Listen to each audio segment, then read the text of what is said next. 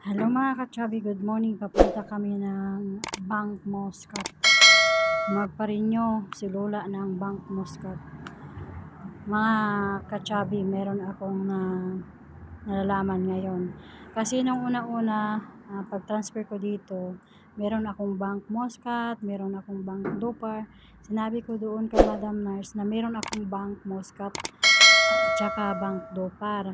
Kasi doon sa Muscat, kailangan yung mga katulong doon may ATM kasi ayaw nila magbigay ng sahod na through cash, gusto nila na ATM, baga pareho ng GCash to GCash. Kasi sabi ng amo ko dati nung una, pag cash daw yung ibigay nila sa amin is mahirapan daw sila kasi malaki daw yung charge, mabuti daw yung bank to bank, ganun, para siyang GCash ba. Tapos meron din silang parang bank doon sa cellphone nila. Pag halimbawa pag sahod, i-transfer lang nila doon sa bank account ko, ganun, doon sa Muscat.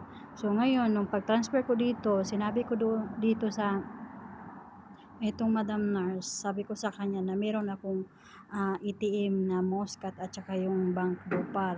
Tapos alam mo ba kung anong sagot nila? Mashallah, Shakala pi bank, ana. Ganun yung sabi ganun yung sabi ni Madam Nurse. Tapos sabi ko, meron din akong bank Dopar. For example, pag ibigay nyo yung sahod sa akin, pwede i-transfer nyo na lang doon sa bank account ko para hindi na sila mahirapan ba. Kasi yun ang nalaman ko doon sa bank, hindi sa sa Muscat eh. Yun ang nalaman ko. Para hindi na daw mag-charge kung magkuha sila ng cash doon sa bangko. Dami na sinasabi. Tapos sinabihan ko doon yung madam sa taas.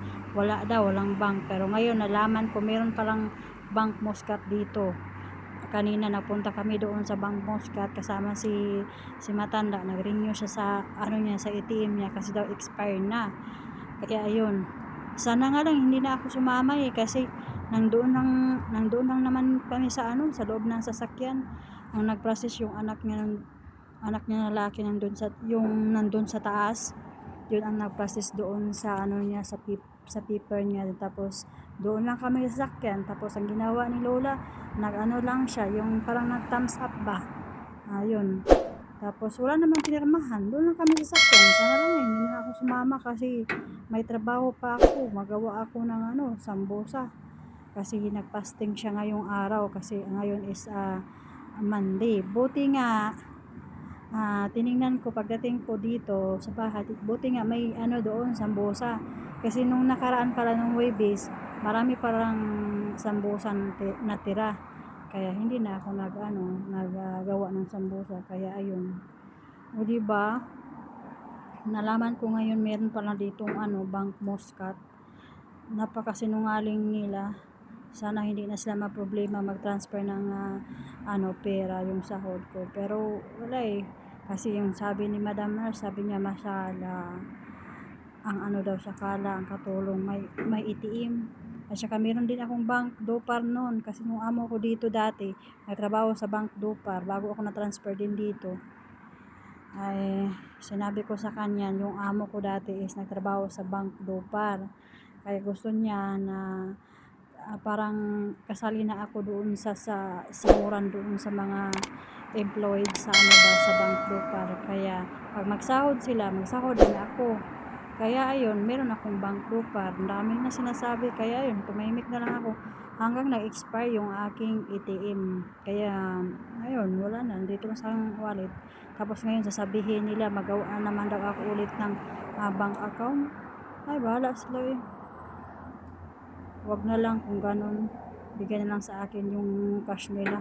Okay na yung cash para dito na ako magpadala. Dito sa sa grocery Chloe Jo. Gcash lang yung ko eh. Magpadala. Tapos kunin lang yung pera nila dito sa akin. Tapos sila na magpadala. Kaya ayun. Gcash to Gcash na lang. Kaya ayun mga kasyabi. Yun lang yung share ko for today. And thank you for watching and bye bye. See you next vlog.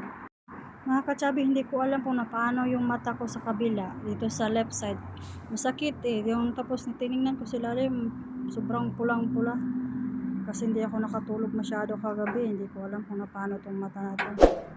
So, ayan lang mga katsabi yung story for today. And Thank you for watching and bye-bye.